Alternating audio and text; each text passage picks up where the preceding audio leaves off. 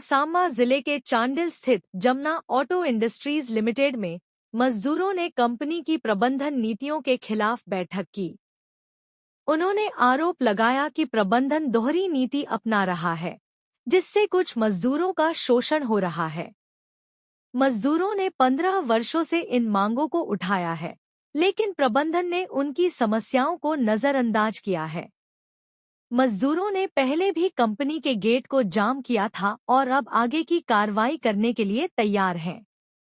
Jamuna auto industries limited का plant टाटारांची मुख्य राज्य मार्ग NH 33 पर स्थित है। मजदूर अपने अधिकारों के लिए लड़ने के लिए तैयार हैं और 9 सितंबर को एक मजबूत आंदोलन की योजना बना रहे हैं। हम 15 वर्षों से प्रबंधन द्वारा शोषित किए जा रहे हैं। हमने कई बार उनसे बातचीत करने की कोशिश की, लेकिन उन्होंने हमारी समस्याओं को नजरअंदाज किया। हम पीछे नहीं हटेंगे और अपने अधिकारों के लिए लड़ेंगे। 26 दिन को ड्यूटी के लेके जो समस्या आ रहा है, जब प्रोडक्शन का दबाव रहता है तो प्रोडक्शन के टाइम पूरा काम करना है, और जब 26 दिन का ड्यूटी अगर हम मांगेंगे तो उसमें हमको बोलता है जब तक काम रहेगा कंपनी के पास तब तक ही दे सकता है, उसके अलावा नहीं दिया जाएगा। और बाकी जो प्रोडक्शन का दबाव रहता है वो तो रहता ही है।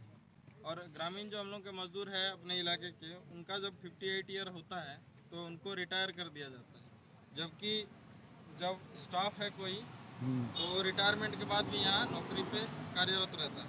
ये एक समस्या है। और जो परमानेंट करता है उसका कोई निश्चित नियम नहीं है।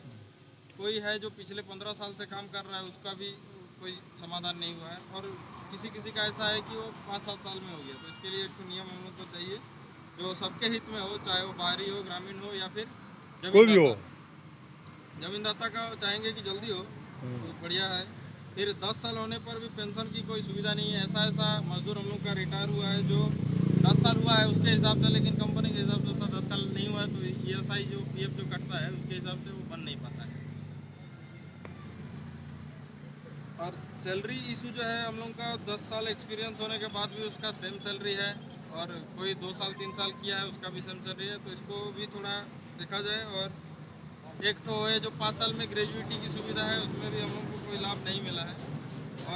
और जो अदर अलाउंसेस होते हैं उसका भी सुविधा नहीं है। इंसेंटिव CLVL की भी सुविधा नहीं है।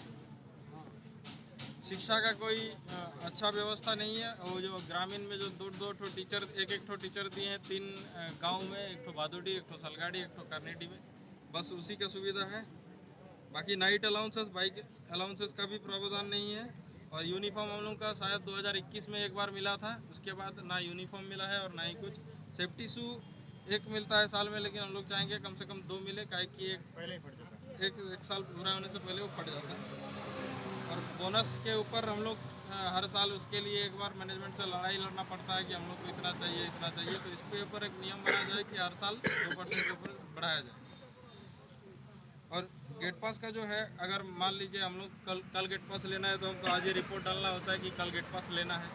तो अगर मैनेजमेंट के पास ज़्यादा आदमी का मैसेज आया कि कल 5-6 से ज़्यादा जन का गेट पास है, तो कल का डेट में गेट पास ही किसी को नहीं दिया जाएगा। कौन कर रहा है? गेट पास मैसेज आएगा, कल गेट पास नहीं मिलेगा। तो ये जो मूलभूत समस्या है, इसके ऊपर हम लोग। नाम बताइए अपना।